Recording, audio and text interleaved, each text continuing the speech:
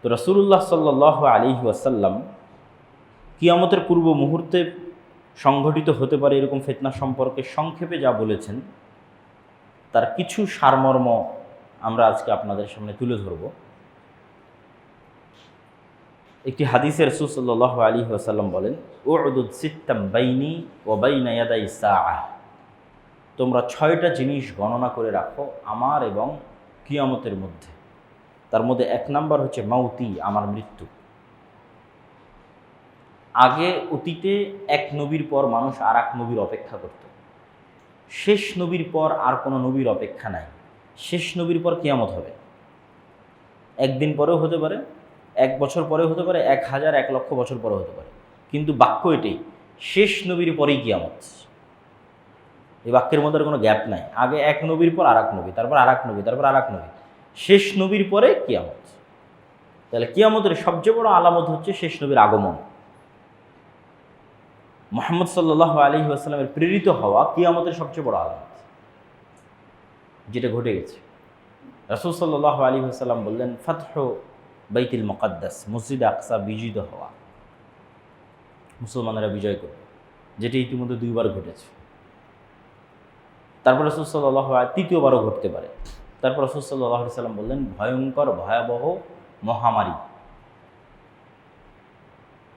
অসংখ্য মহামারী পৃথিবীতে ইতিমধ্যেই ঘটেছে।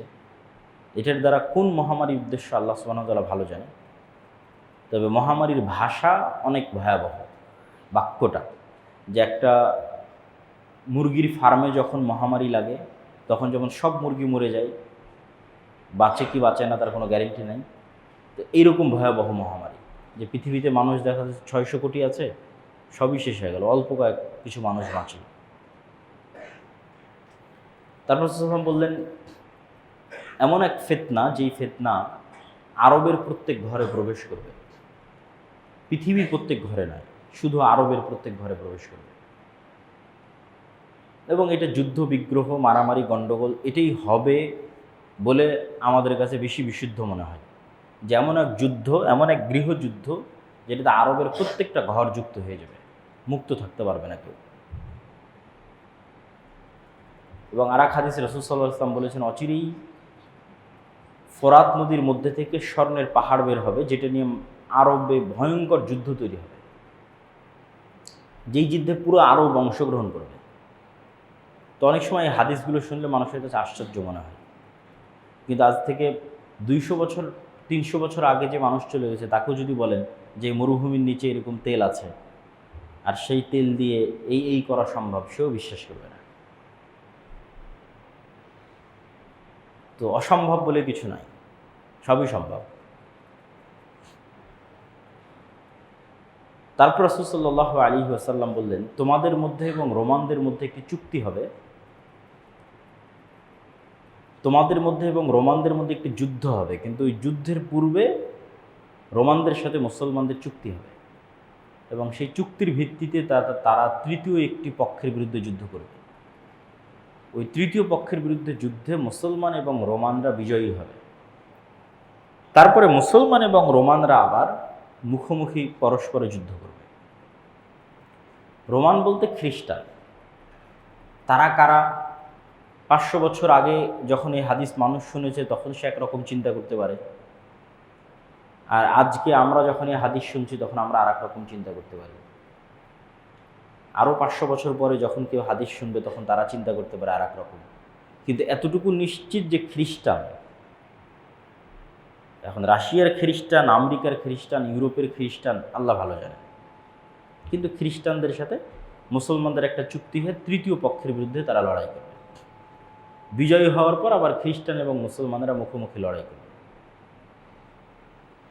এবং এই লড়াইয়ের যে স্থান রাসূল সাল্লাল্লাহু আলাইহি ওয়াসাল্লাম উল্লেখ করেছেন, তা হচ্ছে তুরস্ক এবং সিরিয়ার সীমান্তবর্তী অঞ্চল। আজকের যে সীমানা, সেই সীমানার আলোকে বলতেছে, আজকের সীমানার আলোকে তুরস্ক এবং সিরিয়ার সীমান্তবর্তী অঞ্চল।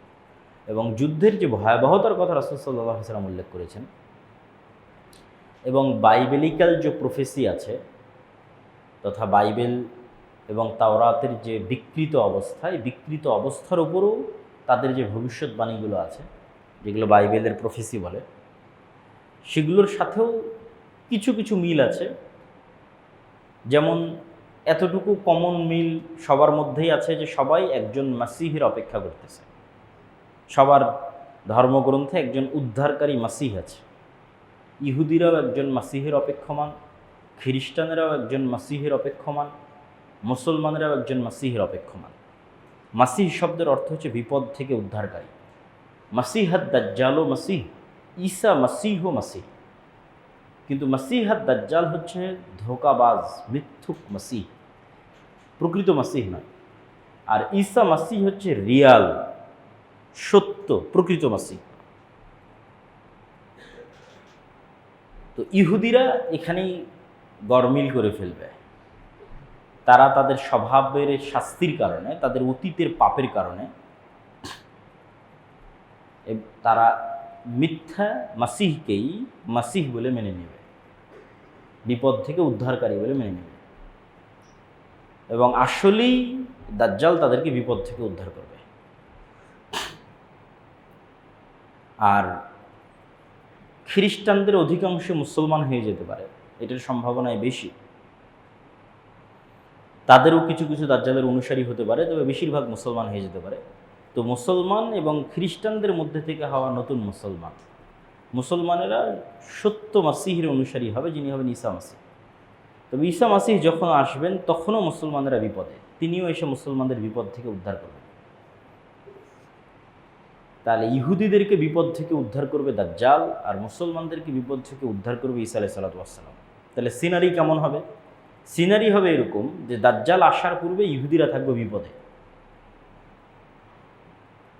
অনেকেই মনে করে যে না, এখন মুসলমানেরা যে বিপদ আছে এই বিপদই চলমান থাকবে এবং এইভাবেই সারা পৃথিবীর কন্ট্রোল আগেই দাজ্জাল নিয়ে নেবে, তারপরে দাজ্জাল বের হবে। কোরআন এবং হাদিসের ধারাবাহিকতা এটা বোঝা যায় না। হাদিসের ধারাবাহিকতায় বোঝা যায় যে দাজ্জাল আসার আগেই মুসলমানেরা সারা পৃথিবী বিজয় করে নেবে, মানে বেশিরভাগ। ওটা ওই হাদিসেই, এই যে হাদিসে খ্রিস্টানদের সাথে যুদ্ধ হচ্ছে, ভয়ঙ্কর ভয়াবহ যুদ্ধ, এই ভয়ঙ্কর ভয়াবহ যুদ্ধে তো মুসলমানেরা বিজয়ী হবে, তখনও তো দাজ্জাল আসেনি। এবং এটা এত ভয়াবহ যুদ্ধ যে খ্রিস্টানরা একত্রিত হয়েছে প্রায় 10 লক্ষ। তাহলে এই 10 লক্ষ খ্রিস্টান যখন পরাজিত হবে, তখন সারা পৃথিবীতে খ্রিস্টানদের আর পাওয়ারফুল কোনো পাওয়ারই নেই, এখানেই তো শেষ হয়ে গেছে। সবচেয়ে বড় যুদ্ধ তো এখানেই হয়ে গেছে। তাহলে মুসলমানদের সামনে তার কোনো বাধাই নাই। মুসলমানরা একের পর এক দেশ বিজয় করবে, ইস্তাম্বুল বিজয় করবে, ইতালির রাজধানী রোম বিজয় করবে, এবং এই যুদ্ধের পূর্বেই হয়তো ভারত বিজয় করবে, মসজিদে আকসা বিজয় করবে। এরকম আরও কিছু হাদিসে ইঙ্গিত পাওয়া যায়।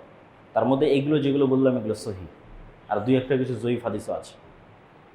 তথা সারমর্ম হচ্ছে, যখন ইহুদি এবং খ্রিস্টানেরা বিপদে তখন আসবে দাজ্জাল, যখন সারা পৃথিবীতে মুসলমানদের জয় জয়কার, যখন মসজিদে আকসা থেকে, ভারত থেকে, ইস্তাম্বুল থেকে, ইতালির রাজধানী রোম পর্যন্ত সব মুসলমানেরা বিজয় করে নিয়েছে, এবং যারা ইসলামের শত্রু তারা যখন বিপদে, তখন এবার দাজ্জাল বের হবে রাগান্বিত অবস্থায়। এবং দাজ্জাল যেহেতু এক্সট্রা অর্ডিনারি, অলৌকিক ক্ষমতা নিয়ে আসবে, ফলত মুসলমানদের আর কিচ্ছু করার থাকবে না। এত বিশাল বিজয় অর্জনের পরও মুসলমানেরা বেবাস, লাচার, অসহায় অবস্থার মধ্যে পড়ে যাবে। কেন? দাজ্জাল যেই সমস্ত এক্সট্রা অর্ডিনারি অলৌকিক ক্ষমতা নিয়ে এসেছে, সেগুলো মোকাবেলা করার মতো কোনো ক্ষমতা মুসলমানদের কাছে থাকবে না। এবং এই সময়ই যারা দাজ্জালের উপর ঈমান আনয়ন করবে না, তাদের উপর পৃথিবী এমন সংকীর্ণ এবং সংকুচিত করে দেওয়া হবে যে রাসূল সাল্লাল্লাহু আলাইহি ওয়াসাল্লাম বলছেন, শাম, সিরিয়ার মুসলমানদের খাবারের জন্য শুধু এরকম কাঠ বাকি থাকবে, এরকম কাঠ। কেননা ফসল যেহেতু উৎপাদন হচ্ছে না, বৃষ্টি যেহেতু বর্ষণ হচ্ছে না, সেহেতু গাছের পাতা খাওয়ারও তো সুযোগ নেই। গাছই তো হয়নি, তো পাতা কই থেকে হবে? তাহলে বাড়িতে আগে থেকে রাখা যে ফার্নিচারগুলো আছে, কাঠ, এগুলোর মধ্যে থেকে চিবিয়ে রস বের করার চেষ্টা করবে। এই কাঠ ফেড়ে এর মধ্যে থেকে চিবিয়ে রস বের করার চেষ্টা করবে এবং ওইটা খেয়ে বাঁচার চেষ্টা করবে। আর যারা দাজ্জালের উপর ঈমান আনয়ন করবে, মৌমাছি যেভাবে মৌমাছির চাকের সাথে লেগে থাকে, পৃথিবীর সকল ধন সম্পদ তাদের পিছে সেভাবে ছুটবে। তাহলে যাদের ন্যূনতম 1 টাকাও অবৈধ টাকার প্রতি লোভ আছে, ও দাজ্জালের ফিতনা থেকে বাঁচতে পারবে না। টাকাও যার অবৈধ টাকার প্রতি লোভ আছে যে না আমার একটু দরকার নিয়ে নিই, সে দাজ্জালের ফিতনা থেকে বাঁচতে পারবে না। কে বাঁচতে পারবে? যে মৃত্যুকে গ্রহণ করতে প্রস্তুত কিন্তু ঈমান বিসর্জন দিতে প্রস্তুত নয়। কেন সারা পৃথিবী সকল ধন সম্পদ তখন দাজ্জালের উপর যারা ঈমান আনবে তাদের কাছে, আর যারা করবে না তাদের কাছে কিচ্ছু নেই, খাওয়ারও নেই। ঈমানের সবচেয়ে বড় পরীক্ষা। এবং রাসূল সাল্লাল্লাহু আলাইহি ওয়াসাল্লাম বললেন যে 40 দিনের প্রথম দিন হবে 1 বছর, দ্বিতীয় দিন হবে 1 মাস, তৃতীয় দিন হবে 1 সপ্তাহ, এবং তার গতি হবে আকাশে ঝড়ের সময় মেঘমালা যে গতিতে চলে সেই গতি। তো এবার যেহেতু মুসলমানেরা বিপদে পড়ে গেছে দাজ্জালের কারণে, দাজ্জালের এক্সট্রা অর্ডিনারি অলৌকিক ক্ষমতার কারণে, এবার দাজ্জালের চেয়েতেও সত্যিকার যিনি মাসিহ আসবেন উনি আরও আপার লেভেলের এক্সট্রা অর্ডিনারি অলৌকিক ক্ষমতার মালিক হবেন, যিনি মুসলমানদেরকে উদ্ধার করার জন্য আসবেন। তিনি হচ্ছে ঈসা আলাইহিস সালাম। ইনি হলেন সত্যিকার মাসিহ, ঈসা মাসিহ, প্রকৃত মাসিহ। এনার অলৌকিক ক্ষমতা কেমন হবে? এনার নিঃশ্বাস যতদূর পর্যন্ত যাবে ওই এরিয়ার মধ্যে যদি কোনো কাফের থাকে সে নিঃশ্বাসে মারা যাবে, অস্ত্র প্রয়োগে নয়, নিঃশ্বাসে মারা যাবে। এবং দাজ্জাল যদি তাকে দেখে তাহলে দৃষ্টিতে মৃত্যুবরণ করবে অস্ত্র প্রয়োগের পূর্বেই, কিন্তু তারপরেও ঈসা আলাইহিস সালাম তাকে অস্ত্র দিয়েই হত্যা করবেন। তাহলে এই হলো সারমর্ম সিনারি, যে মুসলমানেরা বিজয় করবে, ইহুদি খ্রিস্টানরা বিপদে থাকবে, দাজ্জাল আসবে তাদেরকে উদ্ধার করবে, উদ্ধার করে এবার দাজ্জালের হাতে সারা পৃথিবীর কন্ট্রোল, মুসলমানেরা বিপদে, এবার ঈসা আলাইহিস সালাম আসবে, তিনি মুসলমানদের উদ্ধার করবেন, দাজ্জালকে হত্যা করবেন, এবং দাজ্জালের সাথে থাকা ইহুদিরা যখন বিভিন্ন গাছ এবং পাথরের আড়ালে আশ্রয় নেবে তখন গাছ এবং পাথরও কথা বলবে যে এখানে ইহুদি লুকিয়ে আছে, আসো একে হত্যা করো। এভাবেই রাসূল সাল্লাল্লাহু আলাইহি ওয়াসাল্লাম হাদিসে বলেছে, এবং এটা দাজ্জালের পরাজয়ের পরে তাদেরকে হত্যা করা হবে। এবং এই ফিতনার পরে, এটা পৃথিবীর সবচেয়ে বড় ফিতনা দাজ্জালের ফিতনা, কিন্তু এই ফিতনার পরে আল্লাহ সুবহানাহু ওয়া তাআলা ঈসা আলাইহিস সালামকে বলবেন যে এখন যে ফিতনা আসবে ওটার সাথে তুমিও মোকাবেলা করতে পারবে না। দাজ্জালের ফিতনার সাথে তো মুমিন মুসলমানেরা মোকাবেলা করতে পারেনি, ঈসা আলাইহিস সালাম এসে মোকাবেলা করলেন। তো ঈসা আলাইহিস সালামকে আল্লাহ বলবেন এখন যে ফিতনা আসবে এটার সাথে তুমিও মোকাবেলা করতে পারবে না, সেটা হচ্ছে ইয়াজুজ মাজুজ। অতএব তুমি মুমিন মুসলমানদের নিয়ে তুর পাহাড়ে আশ্রয় নাও। এবং ইয়াজুজ মাজুজের বের হওয়ার কথা এরপরেই বিভিন্ন হাদিসে, সহিহ বুখারী এবং মুসলিমের হাদিসে বর্ণনা করা আছে। ইয়াজুজ মাজুজের সংখ্যাধিক্য সম্পর্কে রাসূল সাল্লাল্লাহু আলাইহি সাল্লাম বলেন, এটা সহিহ হাদিস, যে একদা রাসূল সাল্লাল্লাহু বললেন যে আদম সন্তানের প্রত্যেক 1000 জনে 999 জন জাহান্নামে যাবে আর একজন জান্নাতে যাবে। তখন সাহাবীরা সবাই হতাশ যে 1000-এ যদি 999 জাহান্নামে যায়, একজন জান্নাতে যায়, তাহলে আমাদের খুব চান্স কম যে আমিও সেই জান্নাতি ব্যক্তি, খুবই কম। তো যখন হতাশ সাহাবীরা, তখন রাসূল সাল্লাল্লাহু আলাইহি ওয়াসাল্লাম বলেন হতাশার কিছু নাই, এই 999 জনের বেশিরভাগই ইয়াজুজ মাজুজ।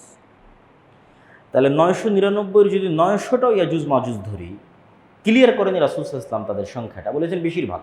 ধরেন আমি ধরলাম 999-এর 900টা ইয়াজুজ মাজুজ ধরলাম, কথার কথা। তাহলে আদম থেকে নিয়ে কিয়ামত পর্যন্ত যা মানুষ সৃষ্টি হয়েছে তার 900 গুণ হতে হবে ইয়াজুজ মাজুজকে, তার 900 গুণ হতে হবে। তাহলে 100, তার বিপরীতে 900। তাহলে এখনকার 600 কোটির 900 গুণ নয়, আদম থেকে নিয়ে কিয়ামত পর্যন্ত যা মানুষ হবে তার 900 গুণ। তাহলে ইয়াজুজ মাজুজের সংখ্যা কত হতে পারে? বেহিসাব, অগণিত, অসংখ্য সংখ্যা, যা গণনার মধ্যেও আনা সম্ভব নয়। তবে দাজ্জালও আদম আলাইহিস সালামের সন্তান, ইয়াজুজ মাজুজও আদম আলাইহিস সালামের সন্তান।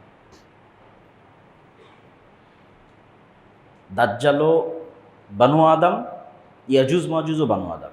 কেউ যদি মনে করে দাজ্জাল মানে কোনো technology, chat GPT, Gemini, AI, দাজ্জাল মানে আমেরিকা, এগুলো ভুয়া কথা।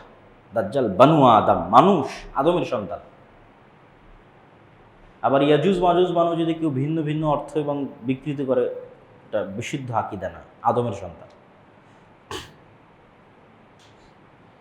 এবং কিয়ামতের পূর্ব মুহূর্তে ব্যতিক্রম ঘটনা ঘটবে বলেই তো আসলে এগুলোর উল্লেখ। অনেকের মনে প্রশ্ন তৈরি হয় যে তাহলে এখন তারা কোথায়?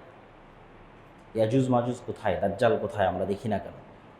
যদি এক হাদিসে তামিম আদ-দারি রাদিয়াল্লাহু তাআলা আনহু তার সাথে দাজ্জালের সাক্ষাতের একটা লম্বা হাদিস পাওয়া যায়, যেই লম্বা হাদিসে দাজ্জালের সাথে কথোপকথনও উল্লেখ করা আছে, এবং দাজ্জাল ওখানে যে 3টে প্রশ্ন করেছে, sea of Galilee, lake of Tiberias, বহাইরা তাবারিয়া এবং নাখাল বাইসান, যেটা ইসরায়েলের একটা শহর, বাইত শিয়ান, এই শহরের খেজুরের বাগান, এবং আইনে জোগার বা স্প্রিং অফ জোয়ার, এই 3টের মধ্যে 2টোর বর্ণনা বাইবেলে আছে।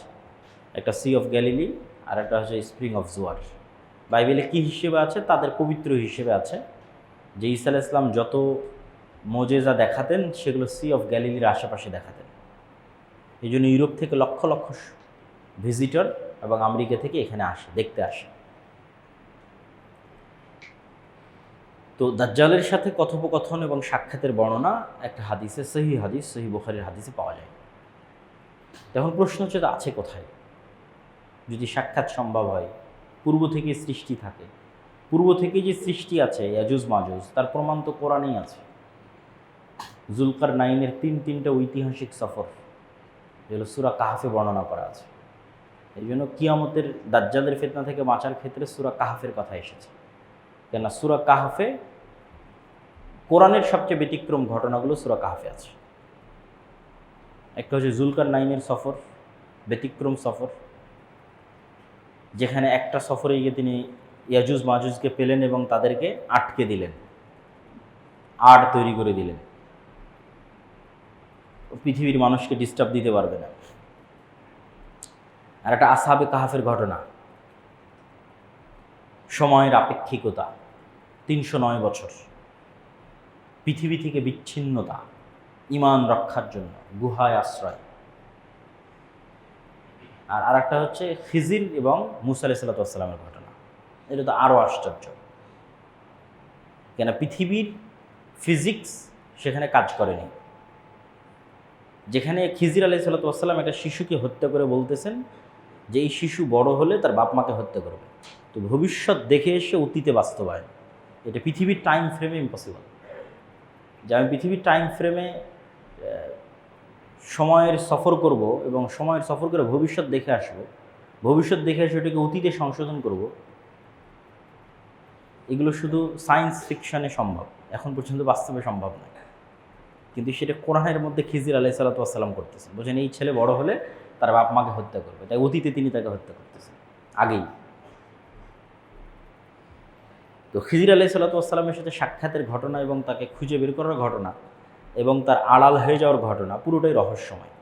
এই জন্য খিজির আলাইহিস সালাম সম্পর্কে পরবর্তী তার হাদিসেও কোনো স্পষ্ট বিবরণ খুঁজে পাওয়া যায় না, যে তিনি কে, কই থেকে আসলেন, নবী কিনা, কই থাকেন, খুঁজে পাওয়া যায় না। কিন্তু অবশ্যই কিছু কোয়েশ্চেন মার্ক আছে। সেই কোয়েশ্চেন মার্কগুলো কি? স্বাভাবিক পৃথিবীর কেউ হলে আল্লাহ সুবহানাহু ওয়া তাআলা বলতেন অমুক গ্রামে যাও, অমুক শহরে যাও, আমার একটা বান্দা আছে, খুঁজে পাবা, মানুষজন তাকে চিনে। আল্লাহ বলছেন না, তুমি মাছ ভেজে নাও, এই মাছ যেখানে জীবিত হয়ে সমুদ্রের মধ্যে, সমুদ্রের ধার দিয়ে চলতে থাকো, সমুদ্রের মধ্যে যেখানে এই মাছ জীবিত হয়ে চলে যাবে ওখানে তুমি পাবা। তারপরে মুসা আলাইহিস সালাম ভুলে গেলেন, ইউশা বিন নুন ভুলে গেলেন। পরে মনে পড়লো আরে মাছ তো নাই, মাছ তো বের হয়ে গেছে। কোথায় বের হয়ে গেছে? আবার সেখানে ফিরে চলো। সেখানে দেখছি একজন কম্বল চাদর মুড়ি দিয়ে শুয়ে আছে এবং তিনি আশ্চর্য হচ্ছেন যে এখানে কে সালাম দিচ্ছে। আশ্চর্য হচ্ছে যে জান্নাতের সালাম এখানে কে দেয়। তবে কে? তুমি? মুসা, নবী মুসা। তো বলে যে নবী মুসা। তারপরে তো লম্বা ঘটনা। তো এই জিনিসগুলো থেকে একটা কোয়েশ্চেন মার্ক আসে। সেটাই যে নিশ্চিত তা বলা সম্ভব নয়, কিন্তু এতটুকু বলা যায় যে আল্লাহ সুবহানাহু ওয়া তাআলা সকল কিছুর উপর ক্ষমতাবান। মানুষের জ্ঞানের এবং দৃষ্টির সীমাবদ্ধতা অনেক বেশি, যেটা আমরা ভিন্ন প্রাণীর সাথে যদি আমাদেরকে তুলনা করি তাহলে আমরা বুঝতে পারব যে এই ঘরের মধ্যে যদি একটা পাখি ছেড়ে দিই তাহলে জানালা সে খুঁজে পাবে না, কাঁচের সাথে বাড়ি খেতে থাকবে। তাহলে পাখির দৃষ্টির সীমা আর আমার দৃষ্টির সীমার মধ্যে আসমান জমিন পার্থক্য, অথচ একই পৃথিবীতে বসবাস করতেছি। আবার আমি আপনাকে যেভাবে দেখতেছি, কুকুর কিন্তু আমাকে সেভাবে দেখে না।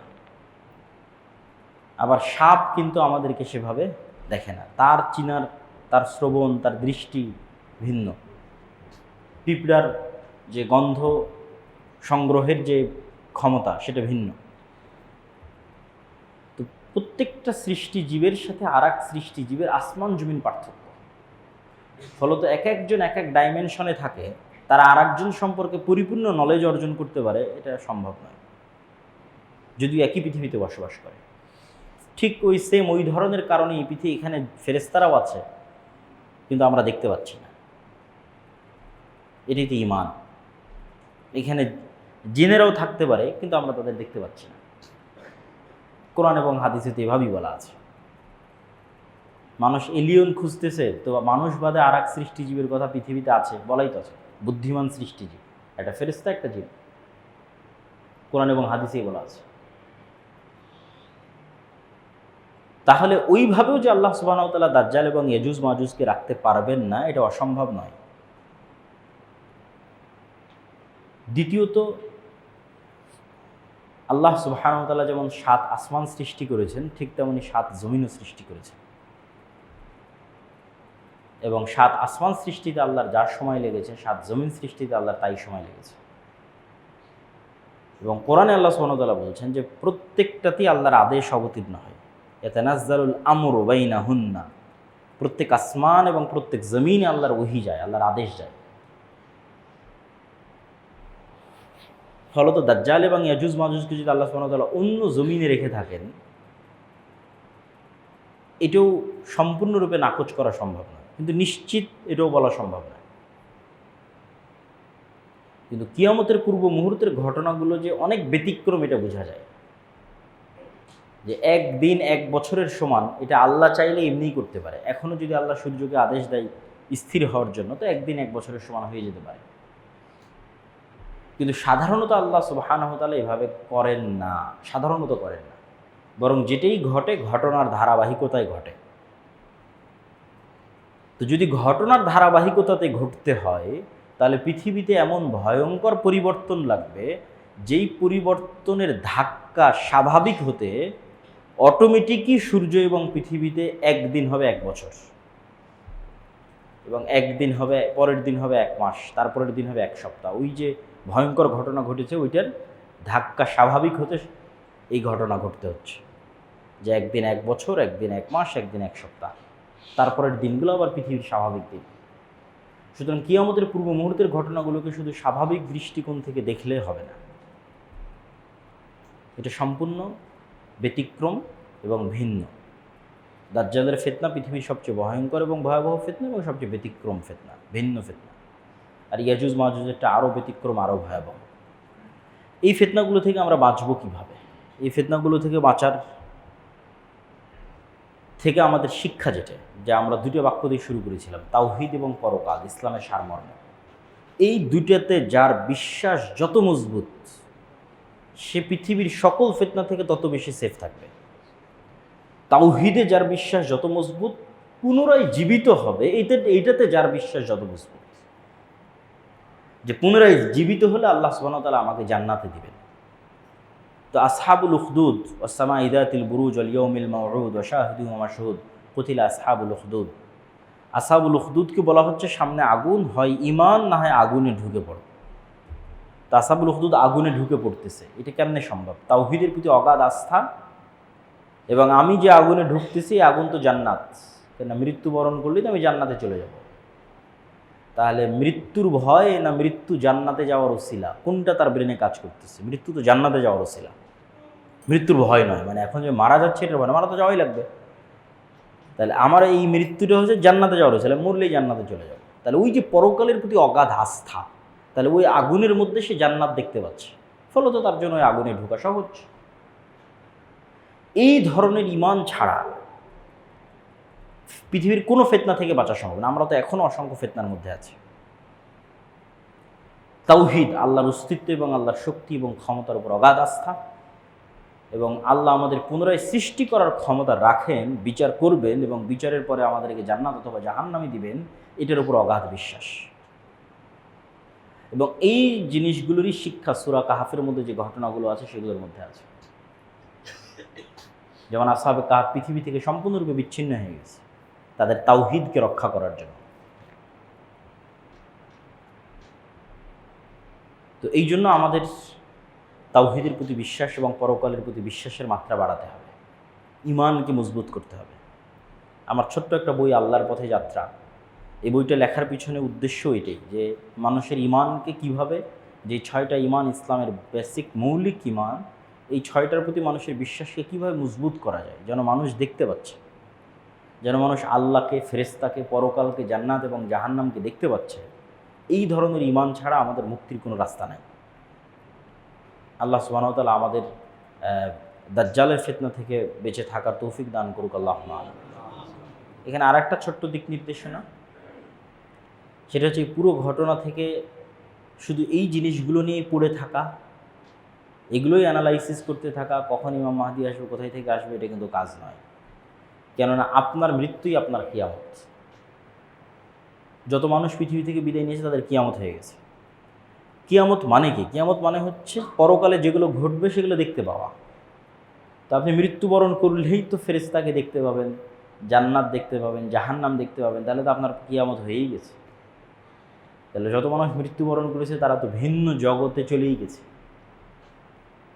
তাহলে কবে ইমাম মাহদী আসবে, কবে দাজ্জাল আসবে, ওইটা অ্যানালাইসিস করা বেশি আগে, না আপনার মৃত্যুর প্রস্তুতি নেওয়া বেশি আগে? না আপনার মৃত্যু তো আপনার কিয়ামত, এটা বেশি আগে। ঠিক আরও একটা বিষয় কি, হতাশা, যে না ইমাম মাহদী আসলেই সব হবে, ঈসা আলাইহিস সালাম আসলেই সব হবে। কিন্তু আমি কিন্তু আপনাকে দেখিয়ে দিলাম তার আগেই সব হবে। মানে আমার এবং আপনার মতো যুবকেরাই, আমার এবং আপনার মতো মুসলমানেরাই বিশ্ব বিজয় করে ফেলবে, কোনো নতুন নবী ছাড়া, কোনো নতুন কোরআন ছাড়া। এই দুটো পয়েন্ট মনে রাখবেন, কোনো নতুন নবী ছাড়াই, কোনো নতুন কোরআন ছাড়াই। যেই কোরআন 1400 বছর আগে এসেছে ওই কোরআন পড়েই, আর যে নবী 1400 বছর এসেছেন ওই নবীর আদর্শ মেনেই আমার এবং আপনার মতো মুসলমানেরা ঈসা আলাইহিস সালাম আসার আগেই পৃথিবী বিজয় করে ফেলবে। তাহলে তো আপনার অনেক কিছু করার আছে, অনেক কিছু শিকার আছে, জানার আছে। ইমাম মাহদীর ঈসা ইসলাম আসলে কোরআনও আসবে না নতুন করে উনি নবুয়তেরও দাবি করবেন না, নতুন করে কোনো হাদিসও আসবে না। যা থাকার, যা ঘটার তা ঘটেই গেছে, তা আমার এবং আপনার কাছে আছে। সুতরাং এটা নিয়ে কাজ করা, চর্চা করা, দাওয়াত দেওয়া, দিনকে ছড়িয়ে দেওয়া এবং নিজের মৃত্যুর প্রস্তুতি নেওয়া, এবং আল্লাহ সুবহানাহু ওয়া তাআলার কাছে কিয়ামতের পূর্ব মুহূর্তের ফিতনাগুলো থেকে বাঁচতে চাও। আল্লাহ সুবহানাহু ওয়া তাআলা আমাদের হেফাজত করুক, আল্লাহুম্মা আমিন। আলহামদুলিল্লাহি ওয়াহদাহু ওয়াসসালাতু ওয়াসসালামু আলা মান লা নাবিয়্যা বা'দাহু। ইয়া আইয়ুহা